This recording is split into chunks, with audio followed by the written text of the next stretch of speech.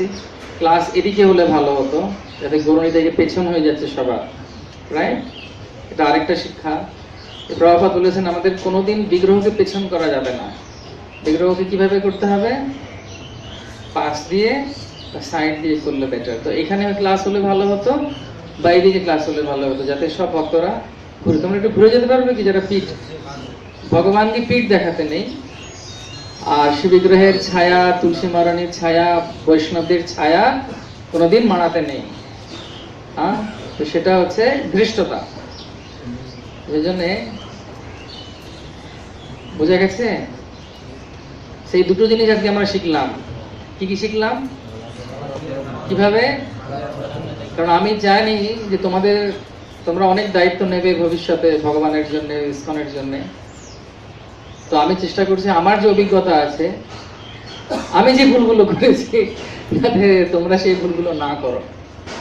তো সেই জন্যে 64 কলার কথা বলা হচ্ছে, ভক্তির বিভিন্ন অপরাধ, ভক্তির বিভিন্ন যেগুলো আমাকে দূরে থাকতে হয়, তার মধ্যে একটা হচ্ছে শ্রী বিগ্রহকে পিঠ দেখাতে নেই। গণ্যমান্য কোনো ব্যক্তি এসেছে, তুমি পিঠ দেখিয়ে বসে আছো, করা যায় না। না, তো ভগবান পুরুষোত্তম শ্রী গৌরনীতাই, ওনাকে কখনো পিঠ দেখাতে নেই, ওনাকে সম্মান দেওয়া উচিত। ওকে, তো আমি আজকে বেনুধারী প্রভু কিসের উপর আলোচনা করেছেন? হ্যাঁ, অসুবিধাপূর্ণ ব্যক্তির উপর আলোচনা করেছেন। ওকে, হ্যাঁ, কিভাবে কথা বলা, তো আমাদের কালকের সেমিনার উনি দিয়ে দিয়েছেন আজকে। তো যাই হোক, আজকে আমি অন্য জিনিস মানে পছন্দ করেছিলাম। তারপরে আমি ভাবছিলাম রাত্রেবেলা কি যেটা আমি করেছি সেটা কি ঠিক, আমি কোন বিষয়ের উপরে বললে আমার ভালো লাগবে আর তোমাদেরও ভালো লাগবে শুনে। এরাও যখন চিন্তা করছে, যে সকালবেলা ঘুম থেকে উঠেছি, ঘুম থেকে উঠে আমার মোবাইলে একটা অ্যালার্ট দেয়া আছে বৈষ্ণব তিথি, বৈষ্ণব দিনগুলো বিশেষত। তা আমি হঠাৎ করে টিং টিং একটা আওয়াজ হয়েছে, তাহলে খুলেছি, খুলে দেখি আজকে ছিল জয়দেব গোস্বামীর তিরোভাব তিথি। আজকে আমরা আলোচনা করব জয়দেব গোস্বামী সম্পর্কে। দুপুরবেলা চাণক্য পণ্ডিত বলছেন, সকালবেলা মানুষের জীবনে, সকালবেলা সব মানুষের কি করা উচিত না, সকালবেলা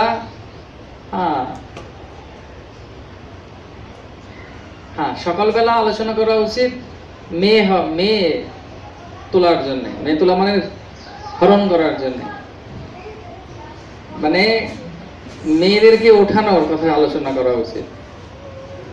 দুপুরবেলা আলোচনা করা উচিত চুরি নিয়ে, চোরেদের সম্পর্কে আলোচনা করা উচিত। আর রাত্রেবেলা জুয়া নিয়ে আলোচনা করা হচ্ছে। তো এইভাবে যদি কেউ ভাবে যে আরে চাণক্য পণ্ডিত একজন পণ্ডিত ব্যক্তি হয়ে এরকম ভাবে আলোচনা করছেন কেন, এটা সুন্দর সুন্দর শ্লোক আছে। সকালবেলা মেয়ের চুরি আলোচনা করা উচিত, মেয়েদের কিভাবে ওঠাতে হবে, চুরি করতে হবে। দুপুরবেলা চোরেদের সম্পর্কে আলোচনা করা উচিত। আর রাত্রেবেলা কি আলোচনা করা উচিত, জুয়া নিয়ে আলোচনা করা উচিত। এইভাবে দিন ব্যতীত করা উচিত মানুষের। কি সুন্দর না? মেয়ে চুরি মানে যে সীতাহরণ, রামায়ণ আলোচনা করা উচিত সকালবেলা। আর দুপুরবেলা চুরি মানে হচ্ছে কৃষ্ণ মাখন চুরি করতেন, বৃন্দাবন লীলা আলোচনা করা হয়েছে, ভাগবতম দুপুরবেলা আলোচনা করা হয়েছে। আর রাত্রেবেলা দুধ ক্রীড়া মানে মহাভারত নিয়ে আলোচনা করা হয়েছে। তো এইভাবে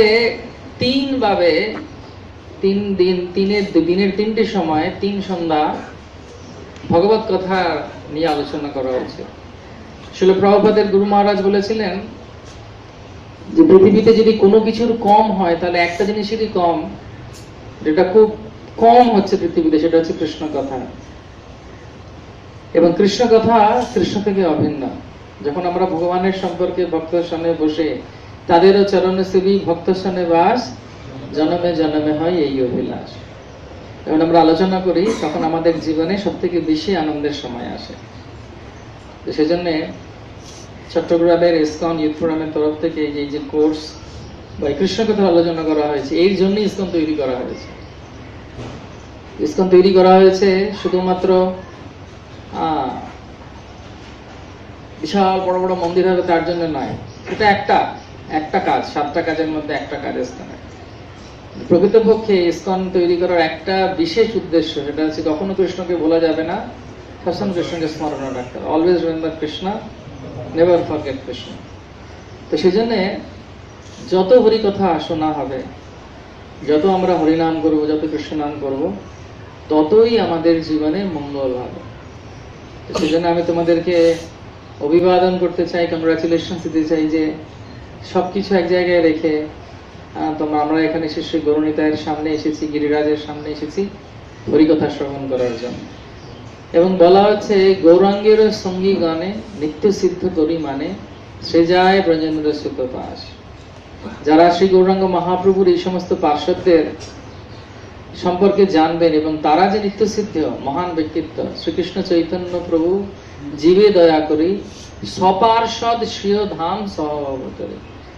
তিনি পার্শ্বদেরকে নিয়ে যান। ভগবান কখনো একা আসেন না, ভগবান সবসময় তার পার্শ্বদেরকে নিয়ে আসেন।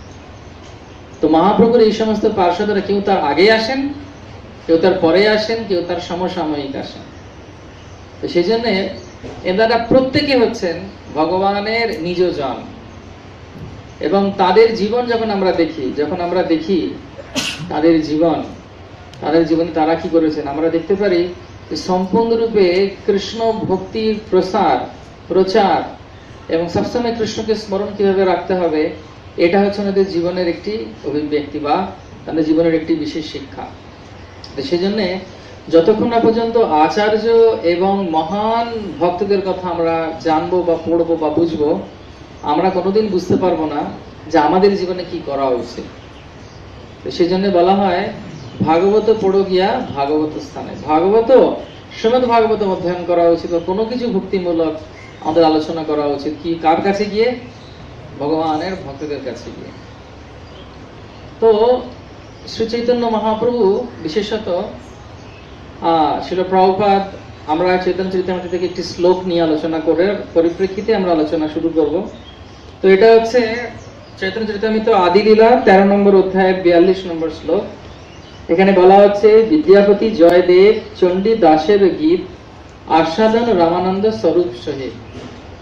এই চারজনের কীর্তন এবং ভজন এবং গান শ্রী চৈতন্য মহাপ্রভু শ্রবণ করতেন। এখানে যদি তিনজনের কথা বলা হচ্ছে, অন্তলীলায় মধ্যলীলায় প্রত্যেকটি জায়গায় এই চারজন বিশেষ কবির নাম আসে। আমি পরবর্তীকালে যদি কোনোদিন না যখন আসবো এখানে, তখন আমি চারজনের কবি সম্পর্কেই তোমাদেরকে বলবো।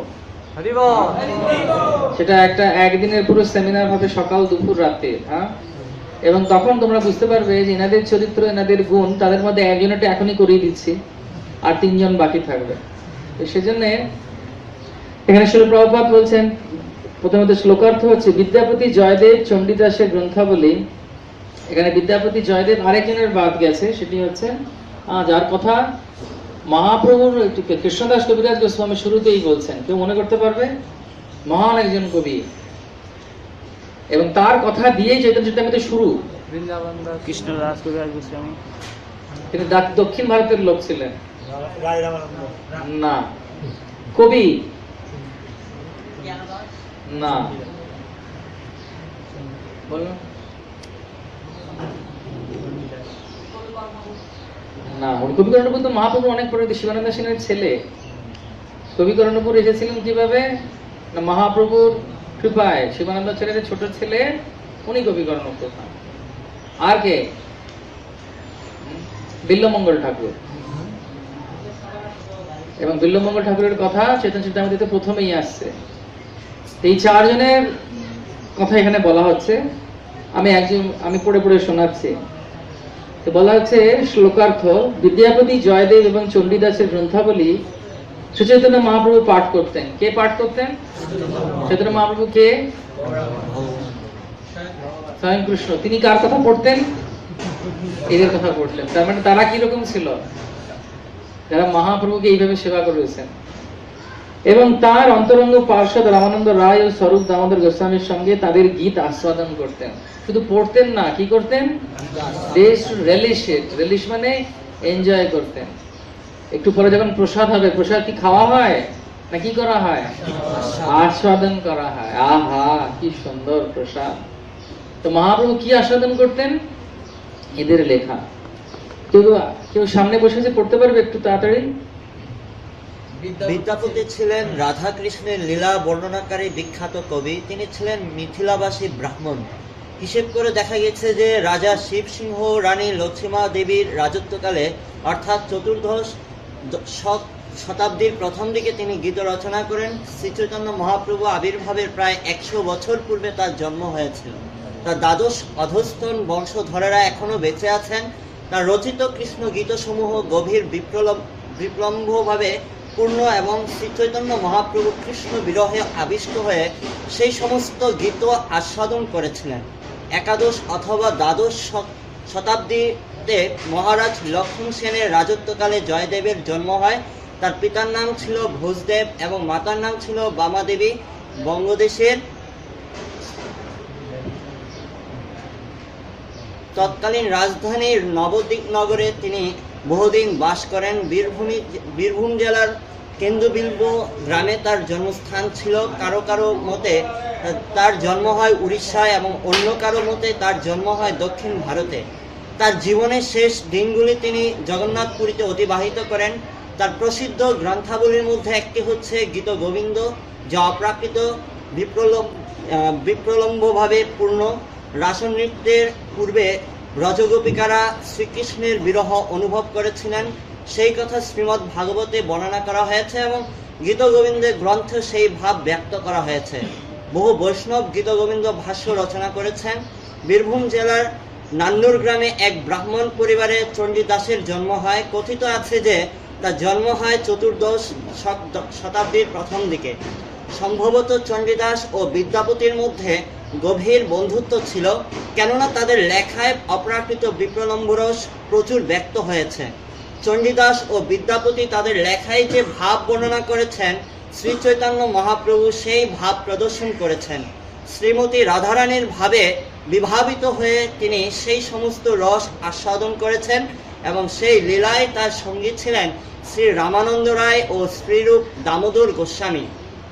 শ্রী চৈতন্য মহাপ্রভু এই দুইজন অতি অন্তরঙ্গ পার্শ্বদ মহাপ্রভুকে শ্রীমতী রাধারানীর ভাবে বিভাবিত হতে অত্যন্ত সাহায্য করতেন। এই সম্পর্কে শ্রীল ভক্তি সিদ্ধান্ত সরস্বতী ঠাকুর মন্তব্য করেছেন যে বিদ্যাপতি, চণ্ডীদাস ও জয়দেবের গ্রন্থাবলী থেকে শ্রী চৈতন্য মহাপ্রভু যে বিপ্রলম্ব রস আস্বাদন করেছিলেন, তাতে কেবল শ্রী রামানন্দ রায় ও স্বরূপ দামোদরের মতো পরমহংসদেরই অধিকার রয়েছে। শ্রী চৈতন্য মহাপ্রভুর লীলা অনুকরণ করে সাধারণ মানুষদের এই সমস্ত বিষয়ে আলোচনা করা উচিত নয়। ভগবত ভক্তিবিহীন ইন্দ্রিয় তর্পণ পরায়ণ তথাকথিত শিক্ষিত মানুষদের এবং জাগতিক কবিতার সমালোচক ছাত্রদের এই অতি উচ্চ স্তরের অপ্রাকৃত সাহিত্য পাঠ করা উচিত নয়।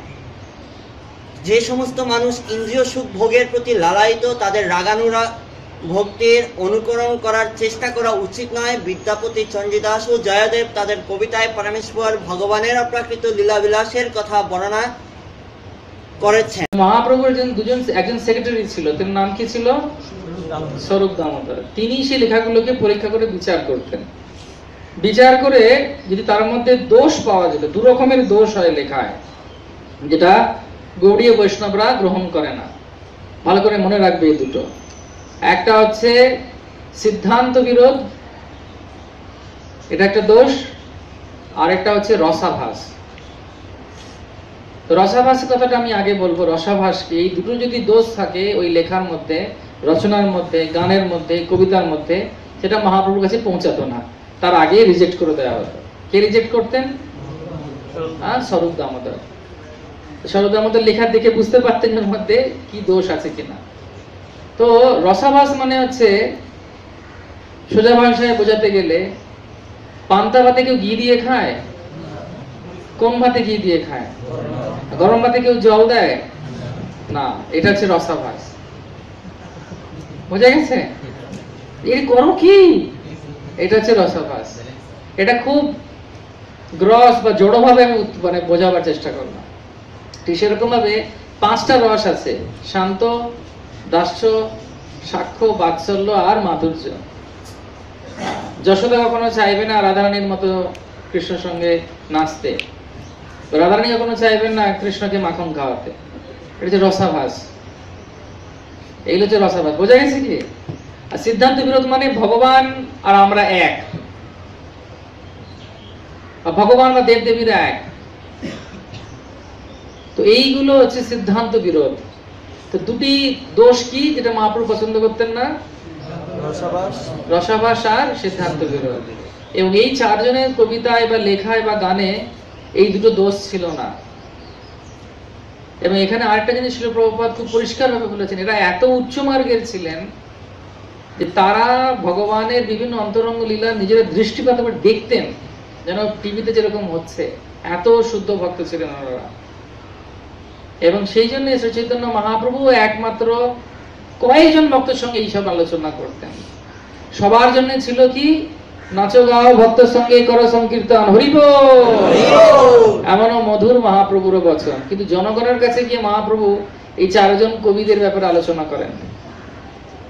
জয়দেব গোস্বামী বিদ্যাপতির গান যখন উনি যে কেউ গাইছে, একবার জগন্নাথপুরীতে একজন নর্তকী দেবদাসী, সেই দেবদাসী জগন্নাথপুরীতে দেবদাসী থাকতেন, তার স্ত্রীরা কি করতেন, জগন্নাথের সঙ্গে বিবাহ করে দেবদাসী হিসেবে থাকতেন সারা জীবন।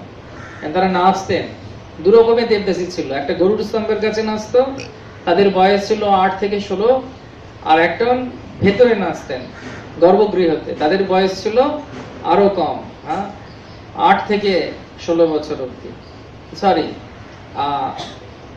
8 থেকে 12 আর 12 থেকে 16 হচ্ছে বাইরে।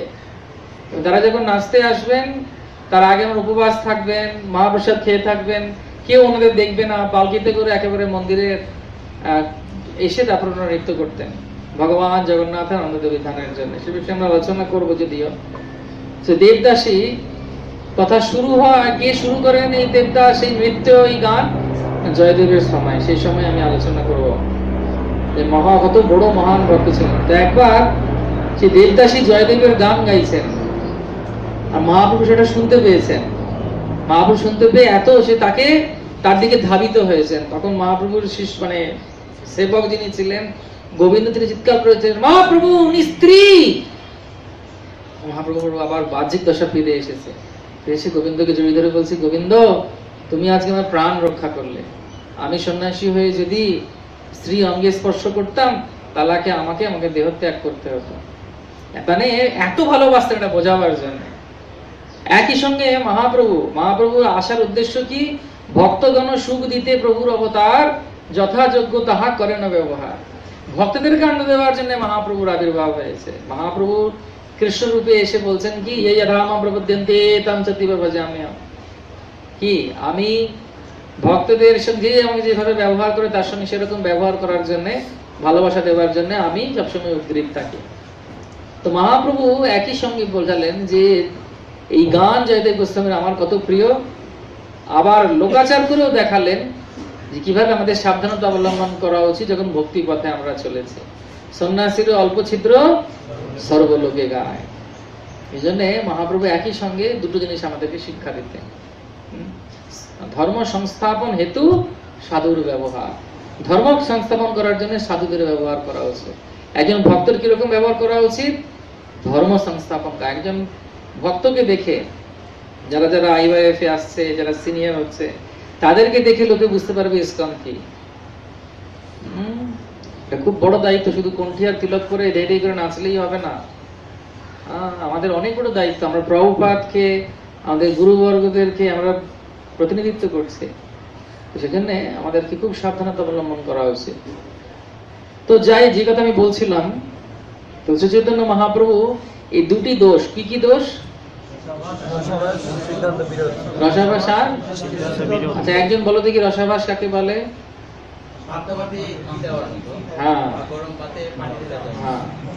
এইটা হচ্ছে রসাভাস। আর সিদ্ধান্ত বিরোধ, সিদ্ধান্ত বিরোধ মানে হচ্ছে বিভিন্ন সিদ্ধান্তকে মিলিয়ে দেওয়া।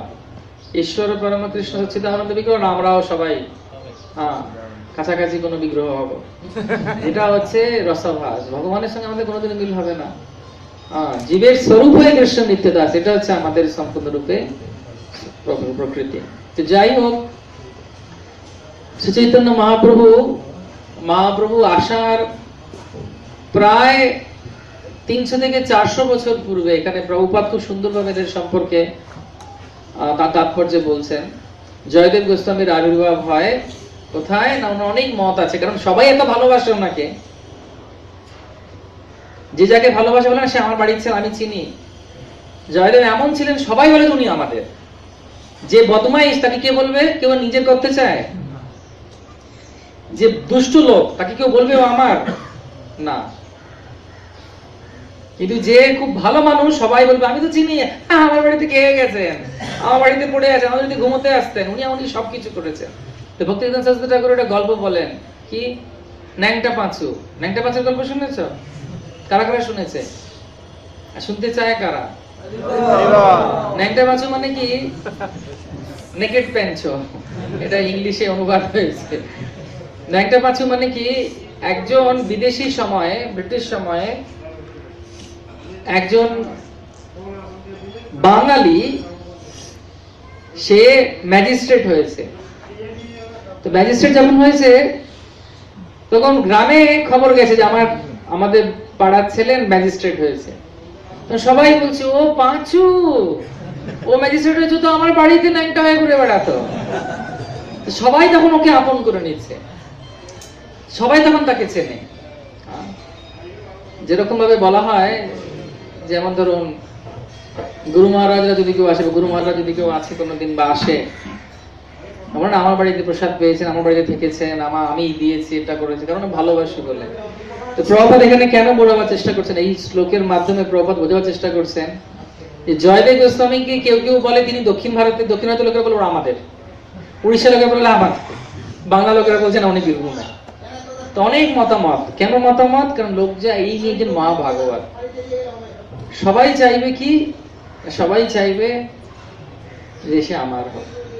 তাহলে বুঝো যে এই এমন একজন ব্যক্তিত্ব ছিলেন জয়দেব গোস্বামী, আজকে এত হাজার মানে 100 বছর পরেও আমরা সম্পর্কে আলোচনা করছি। চৈতন্য চরিতামৃতে মহাপ্রভু স্বয়ং কৃষ্ণ ওনার সেই লেখা আস্বাদন করতেন এবং তিনি খুশি হতেন, তিনি ধাবিত হতেন গান শুনে। তারপর কি কি হয়েছে না হয়েছে সেটা তো আমরা আলোচনা করব। সবাই তো শুনতে রেডি?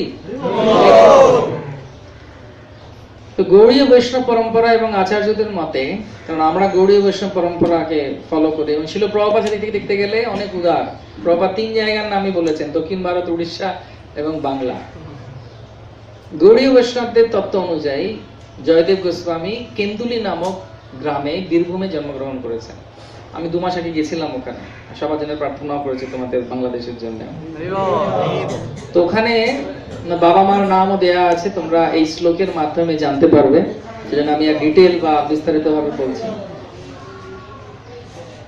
তো জয়দেব গোস্বামী যখন খুব অল্প বয়স ছিলেন, জন্মগ্রহণের পর যখন কিশোর অবস্থায় রয়েছেন, তখনই তার কাব্যিক রচনা, তার ব্যবহার, তিনি ব্রাহ্মণ কুলে জন্মগ্রহণ করেছিলেন, সবাইকে আকর্ষণ করতে শুরু করেন।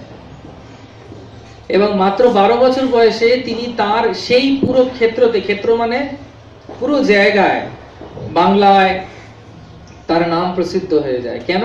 তার রচনার জন্য, তার বৈষ্ণব ব্যবহারের জন্য। বৈষ্ণবে যে 26টা গুণ আছে, সেই গুণ যেন জয়দেব গোস্বামীর ভেতরে মানে ঢুকিয়ে দেয়া হতো, কুটে কুটে ঢোকানো, এত সুন্দর ছিলেন ওনার ব্যবহার। তো সেই সময় নবদ্বীপে চৈতন্য মহাপ্রভু থেকেও প্রায় 350 বছর আগেকার কথা বলছে, যখন শ্রী চৈতন্য মহাপ্রভু আবির্ভূত হননি। সেই সময় শ্রী চৈতন্য মহাপ্রভুর আগে নবদ্বীপে রাজা ছিলেন লক্ষণ সেন। সেই লক্ষণ সেনের কাছে খবর গেল যে বীরভূমে এক মহাভাগবত জন্মগ্রহণ করেছেন, তিনি হচ্ছেন কবি জয়দেব। তাকে যদি আমাদের কাছে আনা যায় তাহলে খুব ভালো হবে, আমাদের এই দেশে যদি আনা যায়। তখন লক্ষণ সেনের কথা শুনে জয়দেব গোস্বামী বললেন যে আমি বিচার করে জানাবো যে আমি যাব কিনা। তার কারণ আছে, বৈষ্ণব কখনো কারোর সুবিধা নিতে চায় না বা সুযোগ বা কারোর কোনো সুপারিশ পছন্দ করে না। কারণ কে সম্পূর্ণরূপে কৃষ্ণের উপর নির্ভরশীল, সে চায় না যে অন্য কেউ যদি তোষামত করে কিছু কাজ করে তার কাছে ঋণী হতে চায় না, সে একমাত্র ঋণী কৃষ্ণের কাছে।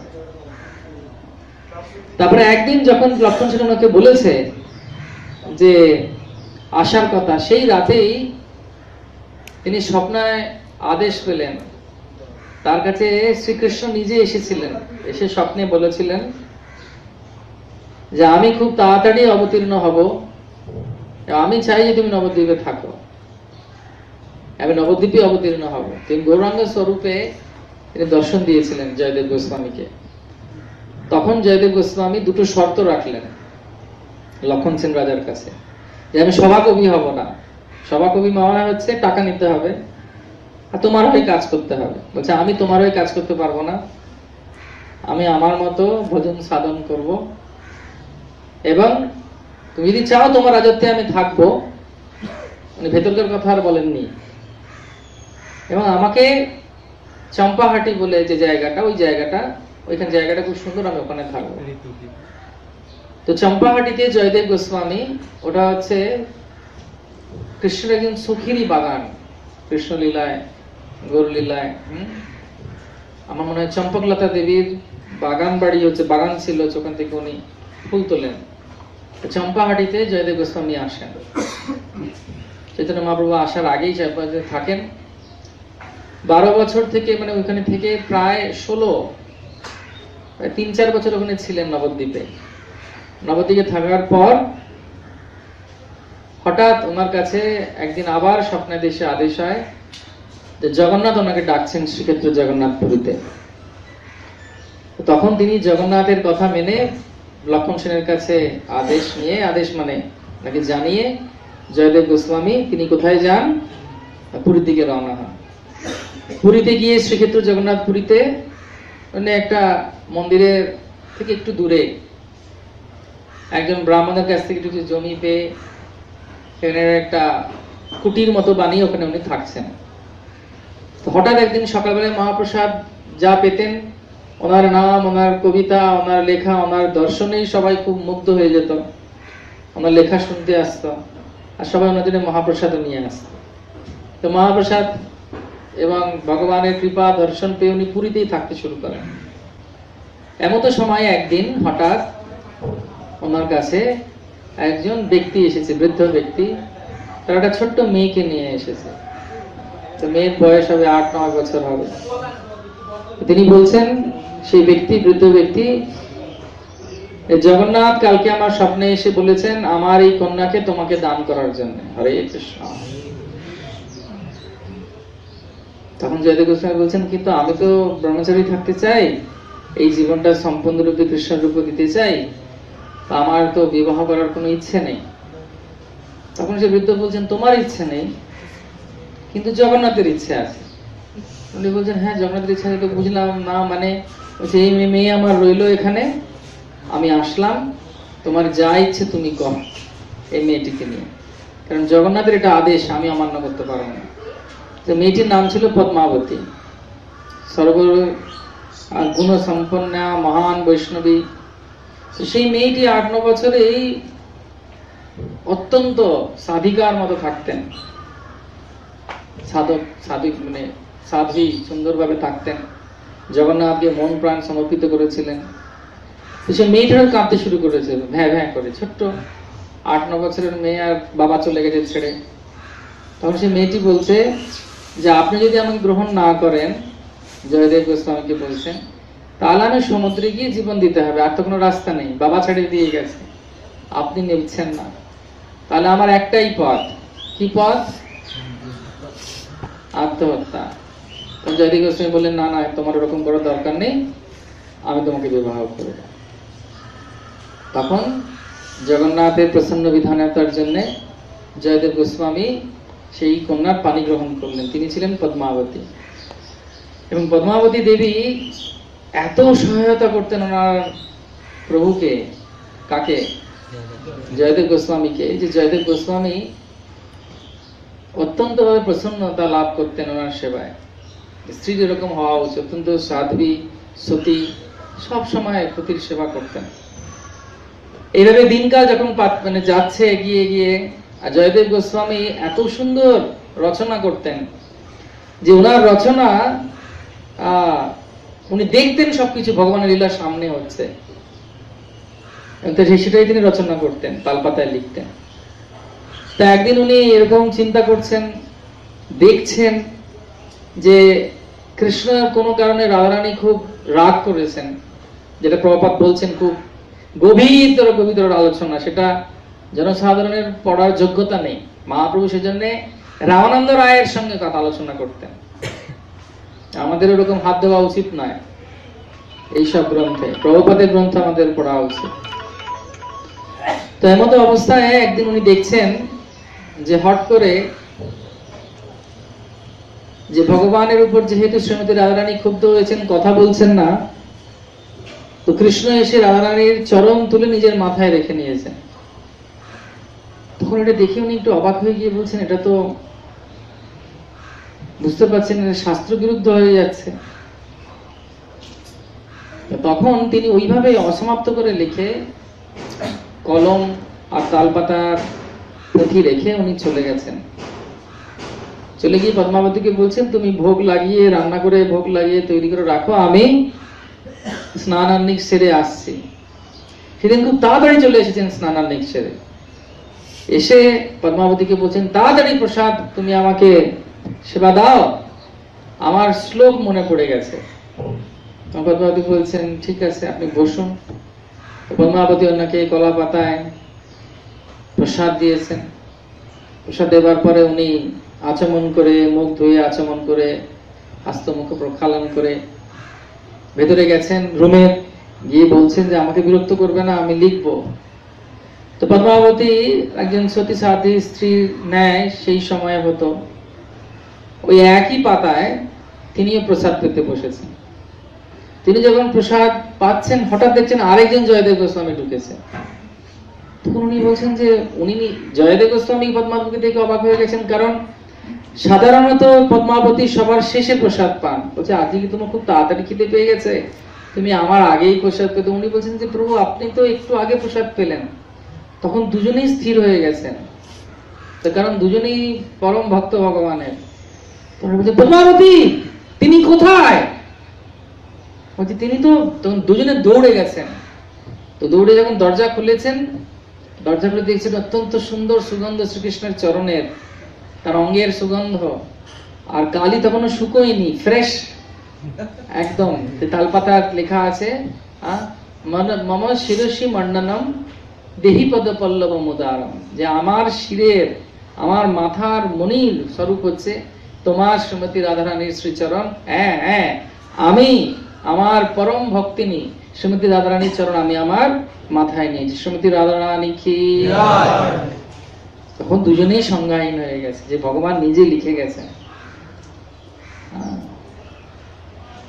খুব সুন্দর শ্লোকটা, আমি কিছুটাই বললাম, খুব সুন্দর শ্লোক আছে, ওই জন্মস্থানের ওখানে লেখা আছে।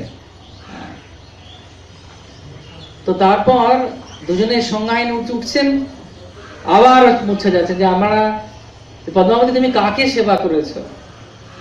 সেই লেখাটি, সেই গ্রন্থটি, ওনার অনেক লেখা আছে, দশবতা স্তোত্র আছে, আরো অনেক কিছু আছে, গীত গোবিন্দ আছে। গীত গোবিন্দের মধ্যে অনেক গান আছে।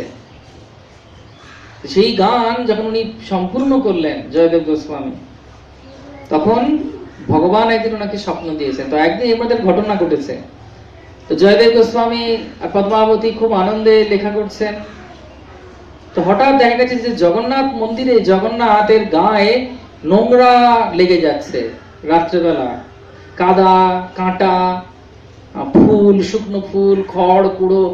বলছে মন্দিরের ভেতরে এগুলো কে আনছে জগন্নাথের গায়ে?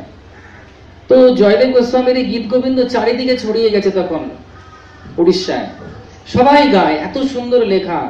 হ্যাঁ, চন্দন চর্চিত নীল কলেবর পীত বসন বনমালী, শুনেছে গানগুলো?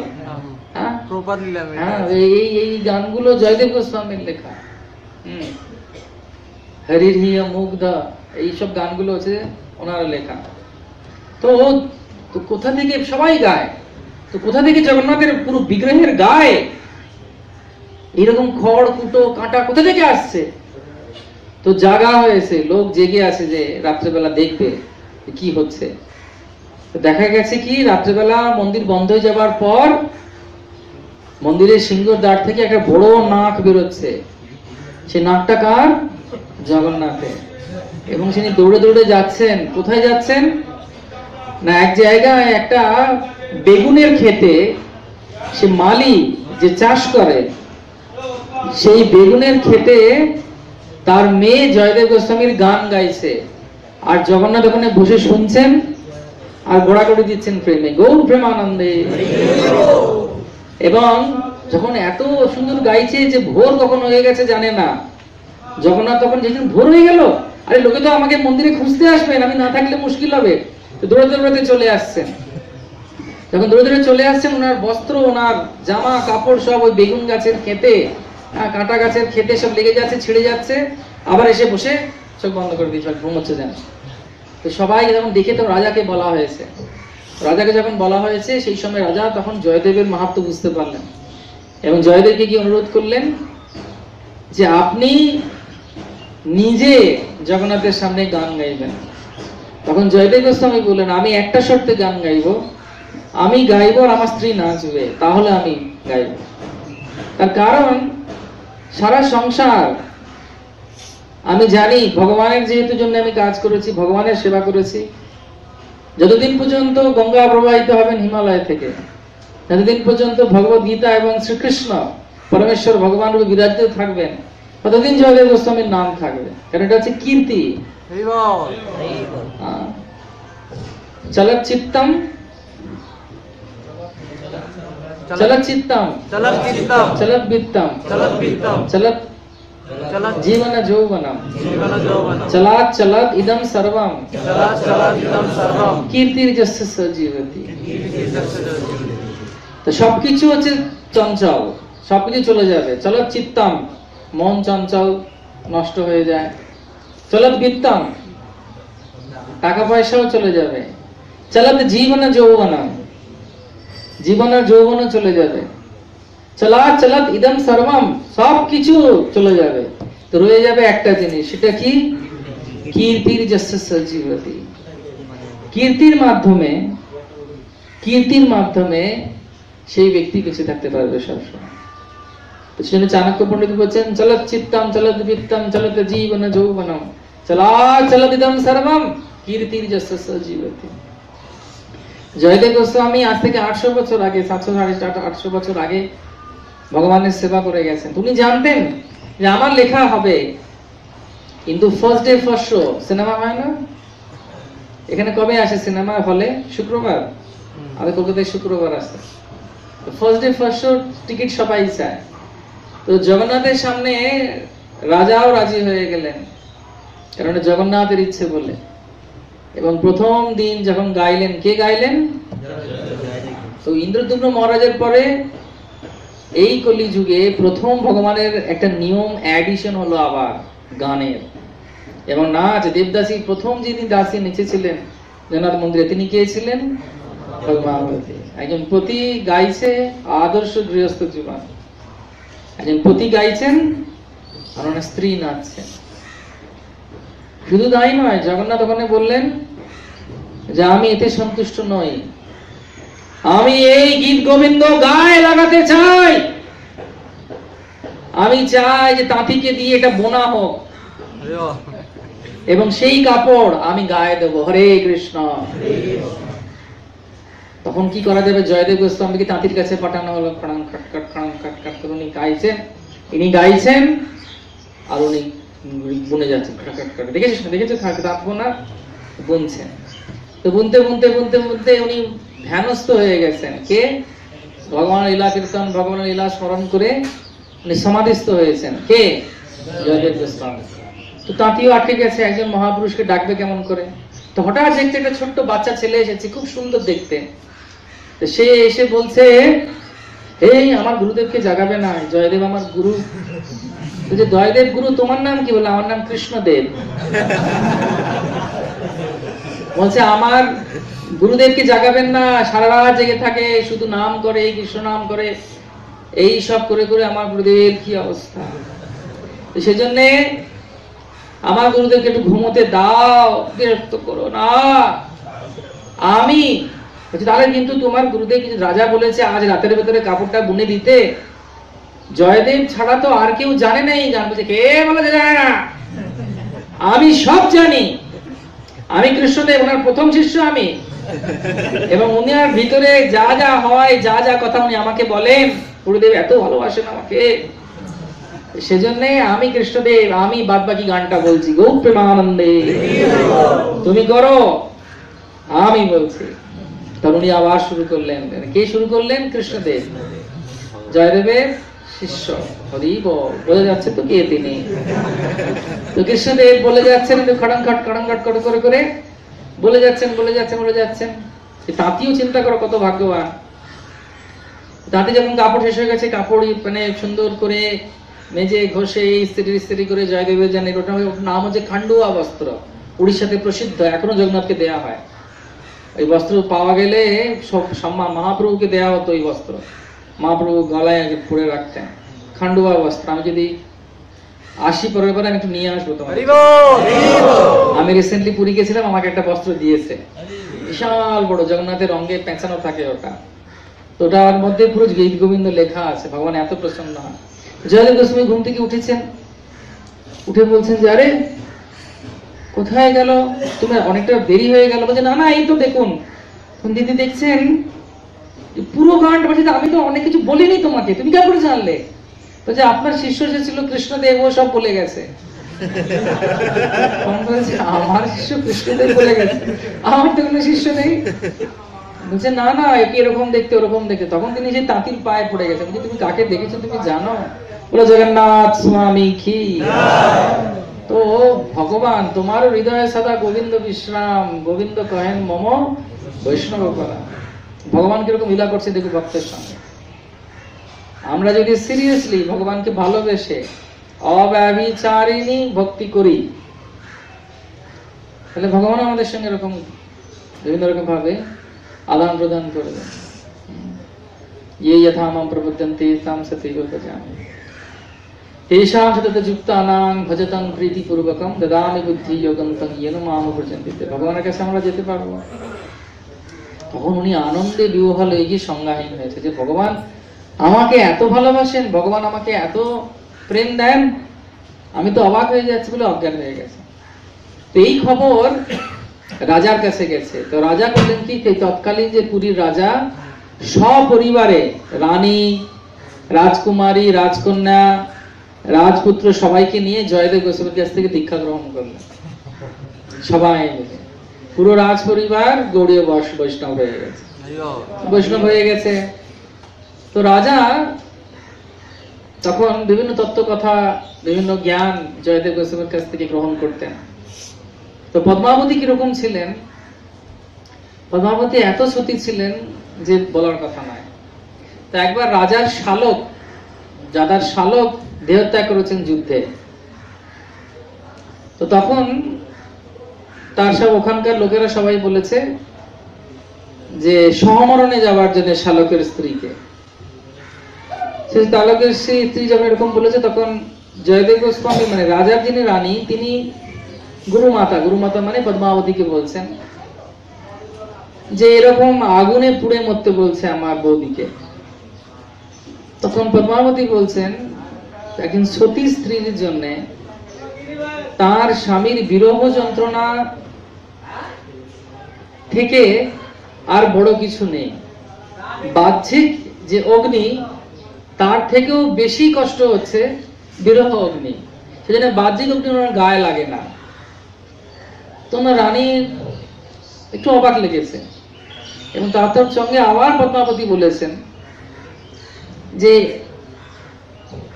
একজন স্ত্রীর তখনই মৃত্যু হয়ে যায়, সতী স্ত্রীর, যখন সে শুনে যে স্বামীর বিয়োগ হয়েছে। তখন তিনি তখন বলছেন যে কিছু বলেননি, তো শুধুমাত্র পরীক্ষা করার জন্য। কাকে পরীক্ষা করার জন্য?